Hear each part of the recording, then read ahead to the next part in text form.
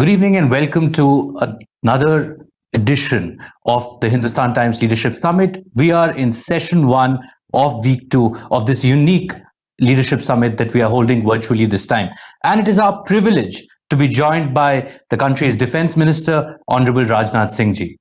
Not only is he the defense minister, he is the senior most minister in the NDA government. And it is an honor for us, sir, that you've joined the HT Leadership Summit this year again. आप Hindustan times की तरफ से मैं आभार प्रकट करना चाहता हूँ। हमारा मंत्री जी इस बार का theme defining national security, defining a new era in national security है इस सेशन के लिए। और हम सोच रहे थे कि अगर हम इस तरह इसको स्ट्रक्चर करें, पहला 15 मिनट अगर आप अपने विचारों को व्यक्त करें और फिर हम प्रश्नोत्तर सेशन की तरफ चलें, तो आपसे हमारा ऑडियंस जो वर्चुअली हमसे जुड़ा हुआ है और हम सब आज के परिप्रेक्ष्य में नए युग में भारत की राष्ट्र सुरक्षा चुनौतियों के बारे में सुनना चाहेंगे। धन्यवाद। सबसे पहले तो हिंदुस्तान टाइम्स समिट के जितने भी पार्टिसिपेंट्स हैं, मैं अपनी तरफ से भी उन सभी का स्वागत करता हूं और मैं समूचे हिंदुस्तान टाइम्स परिवार को धन्यवाद देता हूं कि उन्होंने मुझे इस लीडरशिप समिट को संबोधित करने के लिए आमंत्रित किया है। मीडिया जगत में एचटी समिट एक बहुत ही प्रतिष्ठित एक आयोजन है और इस कार्यक्रम में भाग लेने का मौका मुझे पहले भी मिल चुका है और इस समिट में पुनः आमंत्रित करने के लिए मैं एचटी मीडिया समूह की प्रमुख श्रीमती शोभना भरतिया को विशेष रूप से धन्यवाद देता हूं।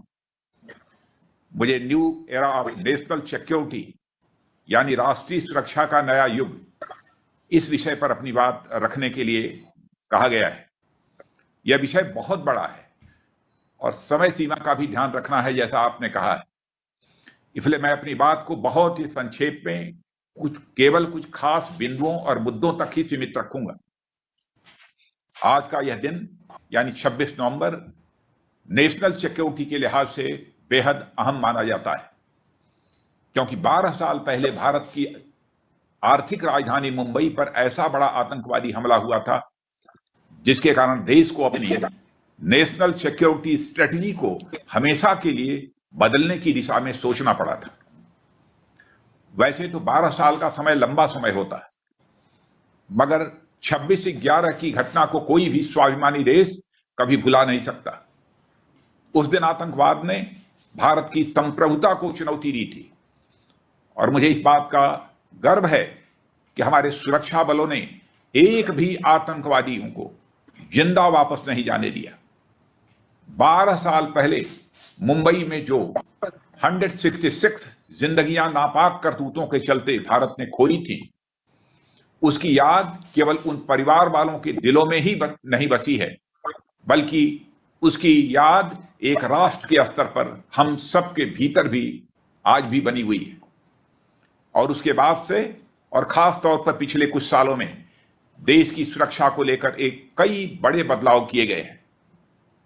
आज देश में नेशनल सिक्योरिटी से जुड़े जो बदलाव हुए हैं, उससे हम सभी देशवासियों को यह विश्वास जरूर दिला सकते हैं कि भारत ने अपना इंटरनल और एक्सटर्नल यह सुरक्षा चक्र इतना मजबूत कर लिया है कि एक और 26/11 को हिंदुस्तान की धरती पर अंजाम देना अब लगभग नामुमकिन है। अभी पिछले दिनों ही आप सबने देखा, सुना और पढ़ा भी होगा कि सीमा पार से आतंकवादियों की एक और खेप भारत में घुस आई थी, जो इस बार फिर 26/11 को एक बड़ी आतंकवादी घटना को अंजाम देने का मंसूबा लेकर आए थे।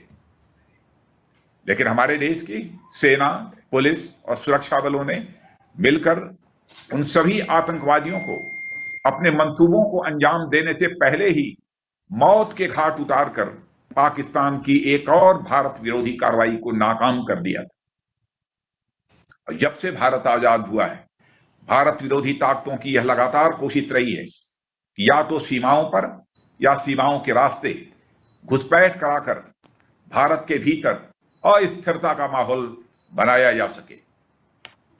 लेकिन मित्रों, पाकिस्तान ने आतंकवाद को लेकर अब सारे हथकंडे आजमा लिए और 1999 में कारगिल युद्ध, 2008 में मुंबई हमला उरी में 2017 का हमला और 2019 में पुलवामा का हमला, यह सब कुछ सीमा पार से प्रायोजित था और इसके पुख्ता सबूत भारत के पास हैं। आतंकवाद के खिलाफ पिछले 6 सालों में एक बड़ा बदलाव आया है और वह है उसके खिलाफ भारत के रिस्पांस का। पहले क्या होता था? आतंकी हमले होते थे, सेना एवं सुरक्षा बलों के जवान जवाबी कार्रवाई करते थे, सबूत इशारा करते थे कि पाकिस्तान से इन आतंकवादियों के तार जुड़े हुए। उस समय पाकिस्तान में बैठे आतंकवादियों को कोई खौफ नहीं था। वह जानते थे कि वे भारत में गड़बड़ी करते हुए भी बचे रहेंगे, क्योंकि ज्यादा से ज्यादा भारत अंतर्राष्ट्रीय मंचों पर या तो आलोचना करेगा या फिर सबूतों का कोई डोजियर पेश करेगा। अब आतंकवाद के खिलाफ भारत का रेस्पॉन्स एक्शन 360 डिग्री पर हो रहा है। अब भारत देश की सीमाओं के भीतर तो कार्रवाई कर ही रहा है, साथ ही जरूरत पड़ने पर सीमा पार जाकर भी आतंकवादी ठिकानों को नष्ट करने का काम हमारी सेना के बहादुर जवान कर रहे हैं।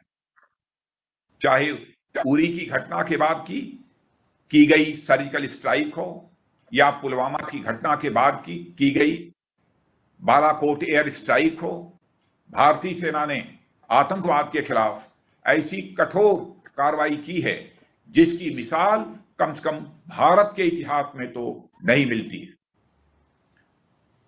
और मित्रों, पाकिस्तान का भारत के खिलाफ यह टेररिज्म का मॉडल धीरे धीरे ध्वस्त हो रहा है और इसकी खिसियाहट उन्हें इतनी अधिक है कि अब वे भारत पाकिस्तान सीमा पर आए दिन सीज फायर वायलेशन में लगे रहते हैं और हर सीज फायर वायलेशन का मुंहतोड़ जवाब भारतीय सेना और अन्य सीमा सुरक्षा की एजेंसियों द्वारा दिया जा रहा है। यह तो हो गई जमीन के रास्ते होने वाली आतंकवादी हरकतों के खिलाफ हमारी कार्रवाई और तैयारी की बात। समुद्र और आसमान में भी हमारी तैयारी पहले से काफी बेहतर है, यह मैं देश को विश्वास दिलाना चाहता हूं। जैसा कि आप सब अच्छी तरह जानते हैं कि 26/11 को अंजाम देने वाले आतंकवादी समुद्र के रास्ते मुंबई में आए थे और उस घटना के बाद से कोस्टल सिक्योरिटी को लेकर एक पैराडाइम शिफ्ट देश की सिक्योरिटी आर्किटेक्चर में आया है और आज इंडियन नेवी, कोस्ट गार्ड और मैरीन पुलिस ने देश के कोस्टल एरियाज में एक ऐसा 3 टियर सिक्योरिटी कवर तैयार किया है कि कोई भी सस्पिशियस एक्टिविटी इनकी निगहबानी से बचकर नहीं निकल सकती। और आपको जानकर यह भी खुशी होगी कि सागर सुरक्षा को ध्यान में रखते हुए इंडियन नेवी के भीतर ही एक स्पेशल फोर्स, सागर प्रहरी बल जिसका नाम दिया हम लोगों ने, उसे तैयार किया है। और यह फोर्स न केवल कोस्टल एरियाज में मौजूद नेवल एसेट्स की सुरक्षा करेगी, बल्कि यह फोर्स मल्टीप्लायर का भी काम करेगी। आतंकवाद का कारोबार करने वालों के लिए अब भारत सॉफ्ट टारगेट नहीं रहा। हमने टेररिज्म को पनाह देने वालों के लिए इस काम का इतना कास्ट एस्केलेशन कर दिया है कि पाकिस्तान जैसे देशों को टेररिज्म को स्टेट पॉलिसी बनाने की भारी कीमत इस समय चुकानी पड़ रही है। और हमने 12 वर्षों में भारत में मौजूद हर तरह के टेरर इंफ्रास्ट्रक्चर की डिसमेंटल करने में भी कामयाबी पाई है। और अब अगला कदम टेररिज्म के फाइनेंशियल नेटवर्क को डिसरप्ट करने की दिशा में लिया जा रहा है। और आज भारत ने दुनिया में एक कूटनीतिक दबाव बनाया है जिसके चलते पाकिस्तान नर्सरी ऑफ टेररिज्म के रूप में एक्सपोज हो चुका है। आतंकवाद के खिलाफ हमारे प्रधानमंत्री ने ग्लोबल फोरम पर जो जनमत बनाया है, उसका ही परिणाम है कि आए दिन पाकिस्तान के सिर पर financial action task force FATF की तलवार लटकती नजर आती है। और महंगाई और मंदी के संकट से घिरे पाकिस्तान के लिए FATF में ब्लैक लिस्ट आतंकवाद के ताबूत में आखिरी कील साबित होगा। और पाकिस्तान की तरह ही एक और हमारा पड़ोसी है जो सीमा को लेकर आए दिन विवाद खड़े करता रहता है। और यह सच्चाई है कि भारत चीन के बीच सीमा को लेकर एक परसेप्शनल डिफरेंस है, इसे मैं स्वीकार करता हूं।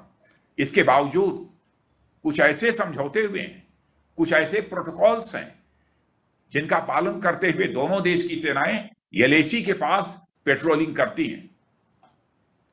समस्या तब होती है जब एग्रीड प्रोटोकॉल्स को नजरअंदाज किया जाता है और पीएलए को यूनिलेटरल तरीके से एलएसी पर एक्शन करने की इजाजत हम किसी भी सूरत में नहीं दे सकते। अब हमारी सरकार ने सेनाओं को यह खुली छूट दे रखी है कि वे एलएसी पर किसी भी तरह के बदलाव का पूरी ताकत के साथ वो विरोध करें। गलवान में भारतीय सेना ने यही किया और पूरी बहादुरी से पीएलए के सैनिकों का मुकाबला करते हुए उन्हें पीछे जाने पर मजबूर कर दिया। भारत और चीन के बीच सीमा का विवाद बातचीत के रास्ते और शांतिपूर्ण ढंग से हल हो, यह हम चाहते हैं। और आप सबको जानकारी है कि आर्मी कमांडर और डिप्लोमेटिक लेवल पर भी बातचीत का सिलसिला जारी है। लेकिन मैं देश को आश्वस्त करना चाहता हूं कि प्रधानमंत्री मोदी जी के नेतृत्व में भारत की सीमा, भारत का सम्मान, भारत का स्वाभिमान, हम इससे किसी भी सूरत में समझौता नहीं करेंगे। और एक बड़ा अंतर जो आज देखने को मिल रहा है वह यह है कि आज नेशनल सिक्योरिटी को इंटरनल और एक्सटर्नल सिक्योरिटी के कंपार्टमेंट में बांट कर देखने के बजाय इंटीग्रेटेड तरीके से देखा जा रहा है। हम इसको कंपार्टमेंट पे बांट कर नहीं देख रहे हैं। और आजकल जीवन का ऐसा कोई पहलू नहीं है जिस पर सुरक्षा की दृष्टि से आप अनदेखी कर सकते हैं। आज खतरा रियल वर्ल्ड से भी पैदा होता है और वर्चुअल वर्ल्ड से भी। आप सभी जानते होंगे रियल वर्ल्ड और वर्चुअल वर्ल्ड ये क्या है। यहां तक कि जिन चीजों को पहले हम नेचर फरी यानी कुदरत की मार कहते थे, कई बार उन घटनाओं को भी हमें संदेह की नजर से देखने की जरूरत है। इस साल पूरी दुनिया ने कोरोना की वैश्विक महामारी में देख लिया है कि कैसे एक टेबल स्पून वायरस पूरी दुनिया को पैरालाइज कर सकता है। इसलिए हमारे देश को क्लाइमेट चेंज से लेकर मॉडर्न टेक्नोलॉजी से जुड़े खतरों के साथ साथ रेडिकलिज्म और ट्रांसनेशनल टेररिज्म के खतरों से भी सचेत रहने की जरूरत है, ऐसा मैं मानता हूं। साथियों, भारत जैसे देशों के लिए एक खतरा और है, वह है हाइब्रिड वारफेयर। हाइब्रिड वारफेयर का जिसमें कन्वेंशनल वारफेयर के साथ साथ अनकन्वेंशनल वारफेयर के एलिमेंट्स भी शामिल रहते हैं। और इस हाइब्रिड वार में स्टेट एक्टर्स की भूमिका तो होती ही है, मगर नॉन स्टेट एक्टर्स भी बड़ा खतरा बन जाते हैं। और यह हम भूल नहीं सकते कि आजकल लड़ने के तरीकों में बदलाव भले ही आया है, मगर कुछ देशों के भारत विरोधी रवैये में आज तक कोई बदलाव नहीं आया है। और मैं मानता हूं कि आने वाले समय में जंग का दायरा और भी बढ़ने वाला है। अब यह थल, जल और वायु के साथ साथ स्पेस, साइबर स्पेस और सबसे महत्वपूर्ण लोगों के दिलो दिमाग में भी लड़ा जाएगा, ऐसा मेरा मानना है। इंटीग्रेटेड नेशनल सिक्योरिटी के अंतर्गत इस न्यू एज रियलिटी को समझना काफी जरूरी है। और हमारी सरकार आज के और आने वाले समय के खतरों से निपटने के लिए लगातार तैयारी कर रही है। और नेशनल सिक्योरिटी के बड़े कैनवास को ध्यान में रखते हुए हमारे प्रधानमंत्री श्री नरेंद्र मोदी जी के नेतृत्व में ट्रांसफॉर्मेटिव रिफॉर्म्स भी कुछ किए गए हैं और यह रिफॉर्म्स का सिलसिला आगे भी यह जारी है। लंबे समय से pending one rank one pension, chief of defence staff की नियुक्ति, सैन्य मामलों के विभाग की स्थापना, महिलाओं के लिए परमानेंट कमीशन जैसे कदम हमारी सुरक्षा व्यवस्था को और अधिक चुस्त और दुरुस्त करने के लिए ही उठाए गए हैं। इसके मैं डिटेल में नहीं जाना चाहता। एक और बड़ा रिफॉर्म हमने इस देश के सिक्योरिटी इंफ्रास्ट्रक्चर को मजबूत करने के लिए किया है, वह है मेक इन इंडिया का। इसके अंतर्गत हम अपनी डिफेंस एंड सिक्योरिटी रिक्वायरमेंट्स को पूरा करने के लिए इंडिजिनस सॉल्यूशन पर विशेष बल दे रहे हैं। मेक इन इंडिया के अंतर्गत हम डिफेंस मैन्युफैक्चरर्स को इस देश में मैन्युफैक्चरिंग करने का खुला आमंत्रण दे रहे हैं और हम चाहते हैं कि यहां बने इक्विपमेंट्स और प्लेटफॉर्म्स भारत की सुरक्षा जरूरतों को पूरा करने के साथ साथ मित्र देशों की जरूरतें भी पूरा करें। हम अब इंपोर्ट पर भारत को लंबे समय तक निर्भर नहीं रख सकते। हम भारत को एक एक्सपोर्टिंग कंट्री बनाना चाहते हैं। भारत में डिफेंस मैन्युफैक्चरिंग को बढ़ावा देने के लिए हमारी सरकार ने 101 आइटम्स की एक नेगेटिव लिस्ट जारी की है, जिसके अंतर्गत हम उन इक्विपमेंट्स और प्लेटफॉर्म्स को भारत में इंपोर्ट करने की जगह उनका निर्माण यहीं और इसी देश में करेंगे। और आज आर्म्ड फोर्सेस के भी बहुत अच्छा कोऑर्डिनेशन देखने को मिल रहा है। साथ ही हमने डिस्टर्ब्ड इलाकों में सेना और लोकल प्रशासन के बीच कोऑर्डिनेशन बढ़ाने के लिए इफेक्टिव स्टेप्स भी उठाए हैं। जम्मू कश्मीर से धारा 370 हटाने के बाद सिविल मिलिट्री कोऑर्डिनेशन में बहुत सुधार हुआ है। हम यहां एक सकारात्मक सुधार देख रहे हैं। इसी प्रकार नॉर्थ ईस्ट में भी सुरक्षा के मामले में लगातार सुधार का क्रम जारी है और वहां भी स्थिति बहुत हद तक सामान्य है। कुल मिलाकर यदि मैं कहूं कि नेशनल सिक्योरिटी को लेकर जो कंप्रिहेंसिव और इंटीग्रेटेड अप्रोच है, उसके काफी पॉजिटिव आउटकम्स अब देखने को मिले हैं। मगर सुरक्षा को लेकर आपकी कितनी ही अच्छी व्यवस्था बना लें, उसे बदलते वक्त और बदलती जरूरतों के हिसाब से अपग्रेड करते रहने की जरूरत रहती है। यही कारण है कि हमारे लिए दिस इज द एंड नहीं होता। मैं दोहराना चाहता हूं, यही कारण है कि हमारे लिए यह दिस इज द एंड नहीं होता, बल्कि वी विल ऑलवेज गो। इन्हीं शब्दों के साथ, क्योंकि आपका आग्रह था कि 10-15 मिनट के अंदर ही अपनी बात समाप्त करनी है, मैं अपनी बात को समाप्त करता हूं। आप लोगों ने धैर्यपूर्वक इसे सुना है, इसलिए मैं अपनी तरफ से आप सबको पुनः धन्यवाद देता हूं। मंत्री जी, बहुत बहुत धन्यवाद। आपने स्पष्ट रूप में भारत की राष्ट्रीय सुरक्षा चुनौतियों के बारे में कहा। आज 26/11 है और मुंबई के घटना के बारे में आपने बताया, और मुझे लगता है एक बड़ी खबर भी आपने हमें दी कि 26/11 अब भारत में करना नामुमकिन के बराबर है। मैं शुरुआत प्रश्नोत्तर का इससे करना चाहूंगा। आपने कहा कि इंटरनल सिक्योरिटी और एक्सटर्नल सिक्योरिटी का जो कंपार्टमेंट था, अब उस दृष्टिकोण से नहीं देखा जा रहा है, एक इंटीग्रेटेड नेशनल सिक्योरिटी अप्रोच के रूप में देखा जा रहा है। आप एक यूनिक पद पे हैं, क्योंकि आप देश के गृह मंत्री भी रह चुके हैं और आंतरिक सुरक्षा के मामलों में आपने 5 साल उसकी जिम्मेवारी आपने निर्वाह की है, और अब रक्षा मंत्री के रूप में एक्सटर्नल सिक्योरिटी की भी जिम्मेवारी आप निर्वाह कर रहे हैं। आपके अनुभव में गृह मंत्री और रक्षा मंत्री होने में क्या अंतर है कार्यक्षेत्र के अलावा?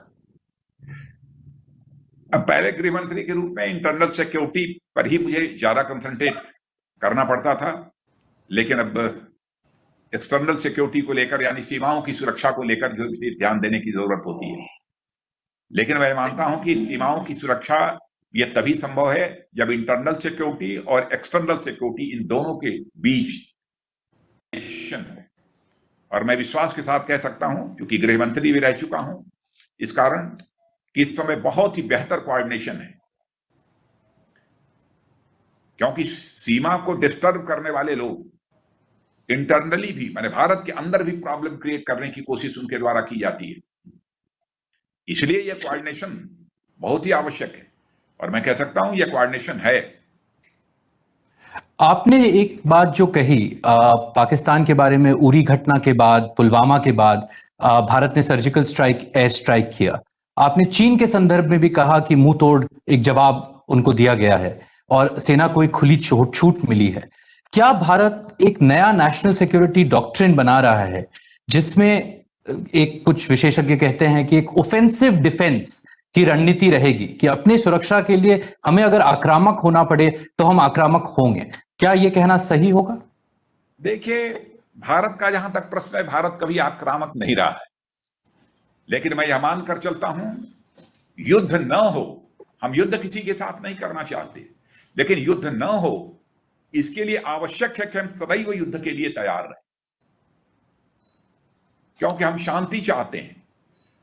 और भारत के इतिहास के पन्नों को पलटकर कोई देखे तो भारत ने आज तक न तो दुनिया के किसी देश के ऊपर कभी कोई आक्रमण किया है और न तो दुनिया के किसी देश की 1 इंच जमीन पर भारत ने कभी कब्जा किया है। यह भारत का इतिहास है। भारत तो शांति में विश्वास रखता है और भारत तो ऐसा देश है कि भारत देश के रहने वाले हमारे ऋषियों और मनीषियों ने भारत की भूमि में रहने वाले, भारत की धरा पर रहने वाले लोगों को ही अपने परिवार का सदस्य नहीं माना है, बल्कि पूरे विश्व की धरा पर रहने वाले लोगों को अपने परिवार का सदस्य मानते हुए वसुधैव कुटुंबकम का संदेश, यानी the whole world is a family, यह मैसेज सारी दुनिया को किसी देश की धरती से गया है तो भारत की धरती से गया है। लेकिन फिर से अपनी बात को मैं दोहराना चाहता हूं कि हम युद्ध नहीं करना चाहते, लेकिन हम अपनी युद्ध की तैयारी है हमारी, वो हमारी युद्ध की तैयारी इसलिए है ताकि युद्ध न होने पाए। लेकिन पुनः इस बात को दोहराना चाहता हूं कि भारत की 1 इंच जमीन पर भी कोई कब्जा नहीं कर सकता। इसी संदर्भ में अगर चीन के बारे में हम चर्चा करें, 7 महीने होने को आए हैं पूर्ण रूप में। स्टैंड ऑफ पूर्वी लद्दाख में लाइन ऑफ एक्चुअल कंट्रोल पे अभी भी जारी है। वहां पे ग्राउंड स्थिति क्या है? अगर आप हमें विषय संवेदनशील है, पर अगर आप हमें ज्ञान दे सकें कि ग्राउंड में अभी स्थिति क्या है और किस प्रकार का तनाव है, तो हम आभारी रहेंगे। वैसे आपने इसे स्वीकार कर लिया है कि यह विषय बहुत ही सेंसिटिव है, बहुत ही संवेदनशील है। क्या स्थिति है? पीएलए भी उधर तैनात है, उधर हमारी भारत की सेना भी तैनात है। लेकिन हाल फिलहाल इस समय तो कोर कमांडर लेवल पर भारत और चीन दोनों के बीच बातचीत का सिलसिला जारी है। डिप्लोमेटिक लेवल पर भी रेगुलर बातचीत अभी चल रही है। अभी आगे देखते हैं इसके क्या परिणाम होते हैं। पर इन वार्ताओं के बावजूद लेकिन इतना मैं विश्वास के साथ कह सकता हूं और देश की जनता को यकीन होगा, क्योंकि अपने राजनीतिक जीवन में कभी मैं सार्वजनिक सभाओं में भी कोशिश करता हूं कि कोई गलत बात ना हो। हमारे सेना के जवानों ने इस बार जिस शौर्य और पराक्रम का परिचय दिया है, हम सभी भारतवासियों का मस्तक गर्व के साथ ऊंचा हुआ है। मैं उनकी भूरि प्रशंसा करता हूं अपने सेना के जवानों की, जिस प्रकार के शौर्य और पराक्रम का परिचय इस बार दिया है। 2 प्रश्न मंत्री जी, जो आपने सेना के बारे में कहा और सेना की बहादुरी पे कोई डाउट नहीं है, क्या आप गलवान की बात कर रहे हैं कि जो एक रिपोर्ट्स आए कि सदर्न हाइट्स जो थे, सदर्न शोर्स पैंगोंग सौ के, उसकी भी हमने उस पे भी हमने कंट्रोल लिया। मैं केवल गलवान की बात नहीं कर रहा हूं, केवल गलवान की बात में सब मिला जुला कर मैं बात कर रहा हूं। अब लेकिन अलग अलग मैं नहीं बतला सकता हूं कि कहां क्या हुआ है, क्योंकि आप जानते हैं हमारी सीमाएं हैं। लेकिन आपने वार्ता की बात है, यदि मानते हैं कि देश का रक्षा मंत्री जो बोलेगा वो सच ही बोलेगा, तो मैं इतना विश्वास कर सकता हूं कि इस बार जो कुछ भी किया है उस पर हम समस्त देशवासियों को सचमुच गर्व है अपने सेना के जवानों में। आपने वार्ता की भी बात की, विदेश मंत्री भी मिले मॉस्को में अपने काउंटर पार्ट से, आप मिले अपने काउंटर पार्ट से, मिलिट्री लेवल पे बातें चल रही है, तो ये ब्रेक थ्रू क्यों नहीं हो पा रहा? आपने कुछ महीने पहले कहा था कि बातें चल रही है पर मैं गारंटी नहीं दे सकता।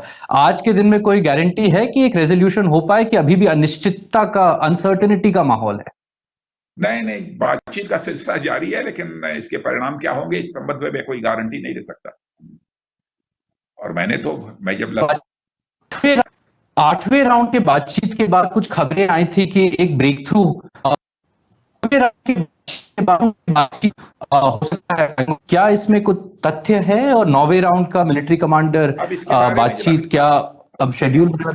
मैंने बातचीत हुई थी और आगे भी बातचीत होने वाले है। ऐसी चाइना की तरफ से भी कहा गया है कि अगले चक्र की भी हम लोगों की बातचीत होगी, लेकिन उसके लिए भी कोई डेट फाइनल नहीं हो पाई है। अब देखते हैं कि उसमें क्या होता है। आपके विश्लेषण में चीन ने ऐसा किया क्यों? अब मैं समझता हूं कि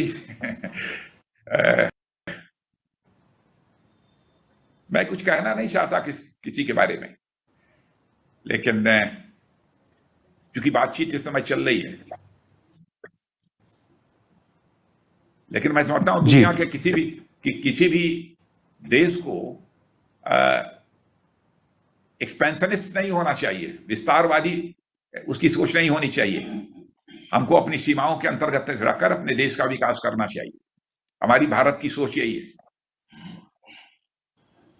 क्या आपको लगता है कि चीन के साथ हमारे संबंध का एक कोऑपरेटिव एलिमेंट भी था, सहकार्य का भी एलिमेंट था, और एक द्वंद्व और क्या कंपटीशन का भी एलिमेंट था? क्या आपको लगता है इस घटनाक्रम के बाद चीन के साथ हमारा प्रतिस्पर्धा बढ़ेगा, द्वंद्व बढ़ेगा, कि सहकार्य और सहयोग का अभी भी रास्ता खुला है? भारत का जहां तक प्रश्न है, भारत तो बराबर ये चाहता है कि हमारे पड़ोसी देशों के साथ हमारे अच्छे रिश्ते रहें, और हमारी बराबर कोशिश यही रही है।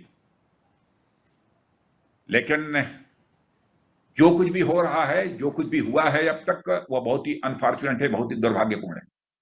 यह होना नहीं चाहिए था।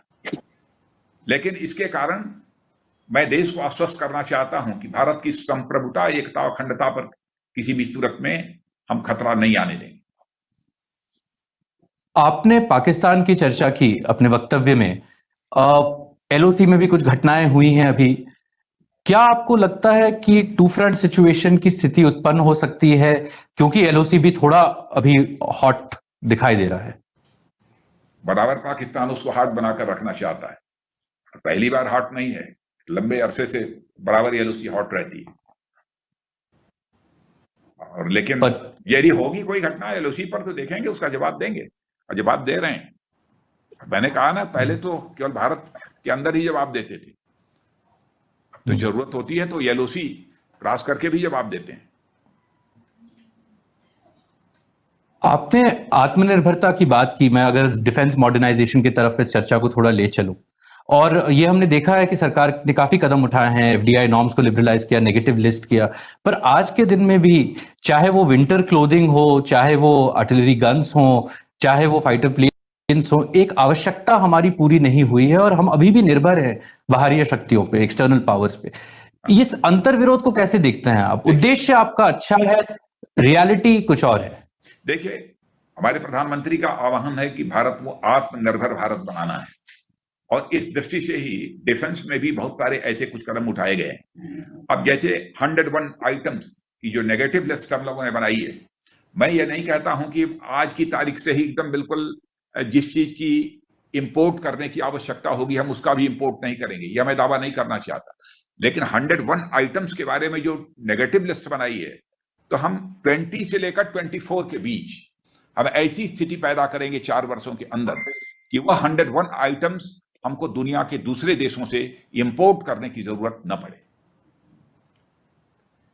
अब एक साल 2 साल 4 साल में इन सब सारे डिफेंस इक्विपमेंट्स अथवा डिफेंस प्लेटफॉर्म्स के बारे में भारत आत्मनिर्भर बन जाएगा, यह दावा मैं नहीं कर रहा हूं। लेकिन हम आत्मनिर्भर इसको बनाएंगे, उस दिशा में हमने प्रभावी कदम आगे बढ़ाए हैं। एक रक्षा संबंधी एक और सवाल, फिर मैं राजनीति की तरफ थोड़ा बढ़ना चाहूंगा। आपने सीडीएस की बात कही। सीडीएस की नियुक्ति को 1 साल होने वाला है। इस पोजीशन के क्रिएशन से इंडिया के डिफेंस स्ट्रैटेजी को, डिफेंस प्लानिंग में, इंटीग्रेशन ऑफ डिफेंस फोर्सेस में क्या मदद हुआ है? कुछ मुश्किलें भी आई होंगी, अगर उसके बारे में अगर आप हमें थोड़ा बता सके। कहीं पर कोई मुश्किल नहीं आई है। जहां तक सीडीएस का काम जो है, हमारी तीनों सर्विसेज जो हैं, हमारी तीनों फोर्सेस, इनके बीच कोऑर्डिनेशन का है, वो कोऑर्डिनेशन का सिलसिला यह प्रारंभ हो चुका है, और आगे कई पॉलिसी रिलेटेड डिसीजंस भी लिए जा चुके हैं, और आगे कुछ ही महीनों के बाद लोगों को इसके परिणाम भी देखने को मिलेंगे। अगर राजनीति की तरफ चले, मंत्री जी, आप भारतीय जनता पार्टी के राष्ट्रीय अध्यक्ष भी रहे हैं, और सबसे वरिष्ठ नेताओं में से हैं पार्टी के। बिहार के चुनाव को आप कैसे देखते हैं? आप सरकार तो बना लिए, पर थोड़ी मुश्किल हुई। मैंने जीते हैं और हमारे एनडीए को क्लियर मेजॉरिटी मिली है, इसलिए मुश्किल नहीं हुई है, क्लियर मेजॉरिटी मिली है। 15 वर्षों के बाद भी बिहार की जनता ने क्लियर मेजॉरिटी दी है, तो मैं समझता हूं बिहार की जनता के प्रति आभार व्यक्त किया जाना चाहिए। और हमारी सेंट्रल गवर्नमेंट, हमारे मोदी जी के नेतृत्व में जो कुछ भी किया है, उसका भी इम्पैक्ट बिहार के चुनाव में देखने को मिला है। जो भी बहुत सारी स्कीम्स मोदी जी के नेतृत्व में वहां पर इम्प्लीमेंट की गई हैं, उसका परिणाम भी देखने को मिला है। और सबसे बड़ी बात कि वहां की जो लीडरशिप है, वहां की जो गवर्नमेंट है, उस पर करप्शन का एक भी चार्ज 15 वर्षों के अंदर नहीं लगने पाया। इसकी एक जनता में आम चर्चा थी। और जिसको लीडर हमने प्रोजेक्ट किया था नीतीश कुमार जी, उनकी भी इमेज बहुत ही नीट एंड क्लीन है। खबरें बहुत आ रही हैं कि नीतीश जी थोड़ा आपसे दुखी हैं कि आपने एलजेपी को नहीं रोका। मैं गया था तो बेहद खुश थे लेकिन और राजनीतिक दृष्टि से भी इस प्रकार की खबरें चलाई जाती हैं। ये बिहार में आपकी जीत हुई, सरकार बना, पर 2018-19 के बाद से एक ट्रेंड जो दिख रहा है कि राज्य के चुनावों में भाजपा को मुश्किलें थोड़ी फेस करनी पड़ी हैं। चाहे वो महाराष्ट्र में हो, जो परिणाम कुछ था, सरकार एक बनी, झारखंड में हो, दिल्ली में हो, उसके पहले भी मध्य प्रदेश, राजस्थान, छत्तीसगढ़ अगर आप देखें, इसको आप कैसे देखते हैं कि राष्ट्रीय स्तर पे तो मोदी जी के नेतृत्व के कारण आप लोगों के सरकार का कोई मैंडेट बड़ा मिला, पर राज्य स्तर पे आपको मुश्किलें आ रही हैं? अब एक सच्चाई जो स्वीकार करेंगे कि बहुत ही सहज रूप से देश ने मोदी जी के नेतृत्व को स्वीकार कर लिया है। और राज्यों का जहां तक प्रश्न है, जब राज्यों के चुनाव होते हैं तो लोकल लीडरशिप अथवा लोकल जो गवर्नमेंट होती है, उसके परफॉर्मेंस के आधार पर भी उस राज्य की जनता अपना मतदान करती है। इस कारण ये स्वाभाविक है कि केंद्र के जब चुनाव होंगे, मोदी जी नेता होंगे, तो उस समय परिणाम बेहतर आते हैं। और राज्यों में कहीं कहीं अच्छे भी आते हैं, कहीं कहीं कुछ जैसे परिणाम की अपेक्षा रहती है वैसे परिणाम देखने को नहीं मिलते। आपने मोदी जी के नेतृत्व की बात की। बाहर से एक दृष्टिकोण बना हुआ है कि ये सरकार में एक सेंट्रलाइजेशन ऑफ पावर है और सभी निर्णय प्रधानमंत्री कार्यालय में होते हैं। आप सरकार के सबसे वरिष्ठ मंत्री हैं। इस थोड़ा निर्णय प्रक्रिया के बारे में हमें बताइए, क्या सच में सरकार पूर्ण रूप में सेंट्रलाइज्ड है? अब वैसे जो मैं कह रहा हूं, आप इसको वेरीफाई भी कर सकते हैं, क्योंकि मैं होम मिनिस्टर भी रहा हूं, आज मैं डिफेंस मिनिस्टर रहा हूं। कहीं पर भी, चाहे होम मिनिस्ट्री हो, चाहे डिफेंस मिनिस्ट्री हो, पीएमओ का कहीं पर कोई हस्तक्षेप नहीं रहा है। जहां मुझे आवश्यक महसूस हुआ है, वहां हमने प्रधानमंत्री जी से परामर्श किया है, और जहां पर आवश्यक हुआ उन्होंने सुझाव दिया है, अथवा जो कुछ भी हमने फैसला किया है उस पर उन्होंने कहा कि नहीं ये ठीक है, इस पर अपनी मुहर लगाइए। कुछ ऐसे डिसीजन होते हैं जिन डिसीजन के बारे में स्वाभाविक है कि अपने लीडर से बात करने की जरूरत होती है, लेकिन मैं यह दावे के साथ कह सकता हूं, चाहे होम मिनिस्ट्री हो अथवा डिफेंस मिनिस्ट्री, किसी मामले में, और मैं जानता हूं कि बहुत सारे लोग ऐसे देश में हैं जो मैं कह रहा हूं शायद उनको विश्वास न हो, लेकिन मैं कॉन्फिडेंस के साथ कह सकता हूं कि कभी भी कोई हस्तक्षेप उन्होंने नहीं किया है, बल्कि जहां आवश्यक हुआ है, सुझाव देने की जरूरत पड़ी है, उन्होंने सुझाव दिया है। और उनका जब उनके साथ डिस्कशन हुआ है तो उन्होंने बताया कि इसको ऐसे किया जाए तो कैसा रहेगा, ऐसे किया जाए तो कैसा रहेगा। एक मैंने कंसल्टेशन जैसा होता है, उसमें वो स्वयं को इन्वॉल्व करते हैं, और लेकिन मंत्रियों को काम करने की वो आजादी देते हैं। मंत्री के ऊपर निर्भर करता है उसकी काम करने की शैली क्या है। आप एक किसान परिवार से हैं, आप देश के कृषि मंत्री भी रहे हैं। आज भी हमने देखा कि आप सरकार के फार्म बिल के खिलाफ अभी भी एक माहौल है। काफी किसान संगठन, मजदूर संगठन इससे नाराज हैं। पंजाब और हरियाणा के बीच आज हमने एक द्वंद्व देखा। आप इसको कैसे लेते हैं, और किसानों को इस देश के आप कुछ संदेश देना चाहते हैं? कुछ सरकार को भी रिवाइज करने की आवश्यकता है अपने अप्रोच को। वैसे तो मैं देश के कई किसान संगठनों से यहाँ बातचीत की है, और इस समय हमारी बातचीत हो रही थी तो इस देश के कृषि मंत्री श्री नरेंद्र सिंह जी तोमर भी हमारे साथ उस समय मौजूद थे। इसी हमारे यहाँ पर बैठकर मैं बोल रहा हूँ, यहीं पर वह बैठक मैंने उनके साथ की है। और कृषि संबंधित जो ये बिल लाए गए हैं केंद्र सरकार के द्वारा, जो कानून बने, मैं एक किसान का बेटा होने के नाते मैं पूरे विश्वास के साथ कह सकता हूं कि आगामी 3, 4, 5 वर्षों के अंदर ही इसके परिणाम देश के किसानों को देखने को मिलेंगे। किसानों की आमदनी में इजाफा होगा। मैं बड़े किसानों की बात नहीं कर रहा हूं, छोटे किसान जिनके पास छोटी होल्डिंग्स हैं लैंड की, ऐसे किसानों को बहुत बड़ा इसका लाभ होने वाला है।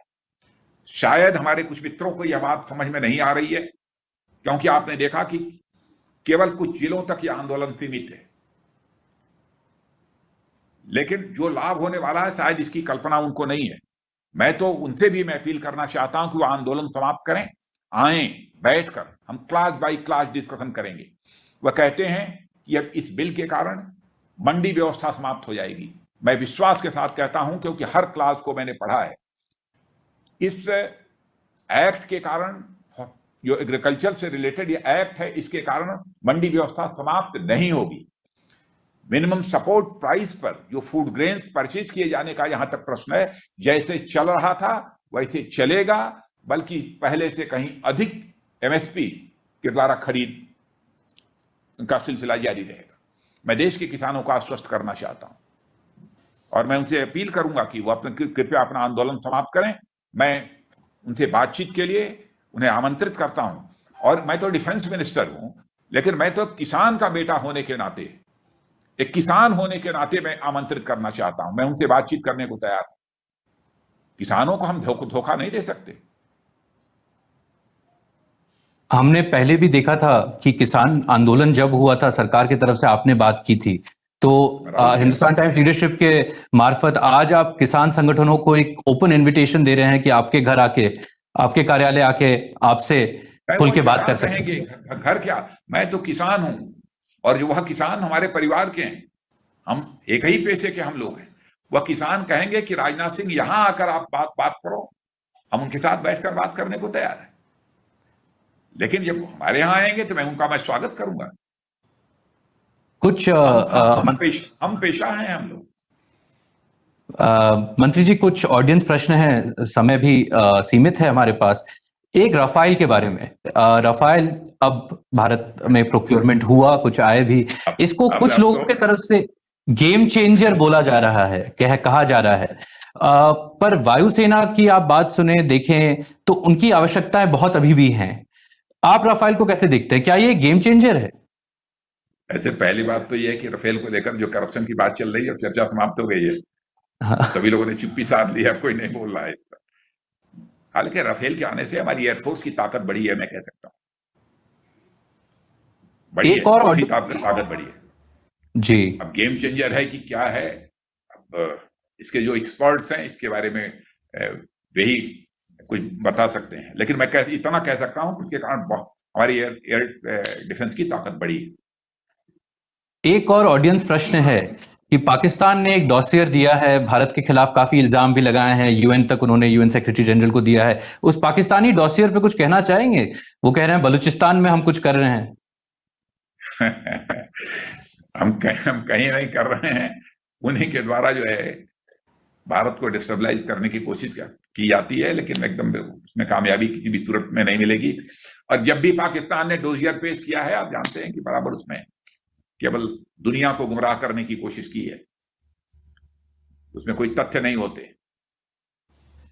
सरकार के जो आलोचक हैं, वापस में राजनीति की तरफ आऊंगा, उनका एक बात कहना है कि भारत का जो अभी वर्तमान सरकार है, आपका सरकार है, भारत के लोकतंत्र के प्रति, चुनाव के प्रति एक प्रतिबद्धता आपकी है, पर लोकतांत्रिक प्रणाली में जो और एलिमेंट्स हैं, फ्री प्रेस हो, जुडिशरी हो, रूल ऑफ लॉ हो, लोगों का एक डिसेंट करने का अधिकार हो, उससे आप थोड़े अनकंफर्टेबल हैं। क्या ये कहना उचित होगा कि ये गलत इल्जाम है? प्रशांत जी, आपके ऊपर कभी कोई दबाव तो डाला नहीं है। आप भी हिंदुस्तान टाइम्स एक मानी जानी इस देश की वो है मीडिया। मैं समझता हूं किसी के ऊपर कोई दबाव डाला गया हो, मेरी जानकारी में तो ऐसा कुछ है नहीं। और आप देखते हैं कि सरकार के विरोध में भी जो इलेक्ट्रॉनिक चैनल्स हैं उस पर भी न्यूज चलती हैं, लोग दिखाते हैं। और कुछ चैनल्स का मैं नाम नहीं लेना चाहता, आप देखिए तो बराबर गवर्नमेंट के खिलाफ भी बातें चलती हैं, तो कभी हम लोगों ने कोई अपनी आपत्ति दर्ज नहीं कराई है। हाँ, कभी कभी लगता है कि कहीं पर कोई गलत खबर आई है, तथ्यपूर्ण नहीं है, फैक्ट्स ठीक नहीं है, उसके बारे में केवल जानकारी दे दी जाती है, अवगत करा दिया जाता है। यह तो किसी भी सरकार का धर्म है, करना चाहिए। सरकार का ही क्या, किसी पॉलिटिकल पार्टी को भी लगता है कि हमारे बारे में कोई ये सूचना गलत छपी है, ये जानकारी तो हमको देना ही चाहिए, तो क्यों जानकारी देते हैं? प्रेस की आजादी पर किसी भी सूरत में आंच नहीं आने देंगे। नहीं, आप खुद लोकतंत्र का ये बहुत ही चौथा स्तंभ, बहुत प्रभावी स्तंभ है। इसके आजादी के बिना, इसकी स्वतंत्रता के बिना लोकतंत्र सरवाइव नहीं कर सकता। इस हकीकत को हम समझते हैं। बहुत बहुत धन्यवाद मंत्री जी। एक आखिरी प्रश्न, बंगाल का चुनाव अगले साल है, ये बहुत महत्वपूर्ण चुनाव है पार्टी के लिए, देश के लिए। आप बंगाल के चुनाव के बारे में क्या कहना चाहेंगे? क्या ये मोदी वर्सेस ममता फाइट होगा? ममता जी के साथ आपका संबंध भी अच्छा है। मैंने अच्छा है, हमारा सारे चीफ मिनिस्टर्स के साथ हमारे संबंध बहुत ही अच्छे हैं, इसमें कोई दो राय नहीं है। लेकिन वेस्ट बंगाल का जहां तक प्रश्न है, इस पॉसिबिलिटी को रूल आउट नहीं किया जा सकता है कि भारतीय जनता पार्टी 2/3 मेजॉरिटी से वेस्ट बंगाल में गवर्नमेंट बनाने की स्थिति में होगी। इस पॉसिबिलिटी को रूल आउट नहीं किया जा सकता। माने मेजॉरिटी तो मिलेगी, मैं कॉन्फिडेंट हूं, 2/3 मेजॉरिटी की पॉसिबिलिटी को भी रूल आउट नहीं किया जा सकता। ये बहुत बड़ा ऐलान किया मंत्री जी आपने। आप हमारे साथ जुड़े, आपने स्पष्टता के साथ पाकिस्तान के बारे में, चीन के बारे में, देश के रक्षा के क्षेत्र में रिफॉर्म्स जो हो रहे हैं उसके बारे में आपने खुल के हमसे बात की। इसके लिए बहुत बहुत धन्यवाद। आप हिंदुस्तान टाइम्स के साथ, और अगली बार भी लीडरशिप समिट में हम आपके पास वापस आएंगे जरूर, और आप हमसे जुड़े रहें, इसके लिए बहुत बहुत धन्यवाद मंत्री जी। बहुत बहुत धन्यवाद प्रशांत जी, बहुत बहुत धन्यवाद।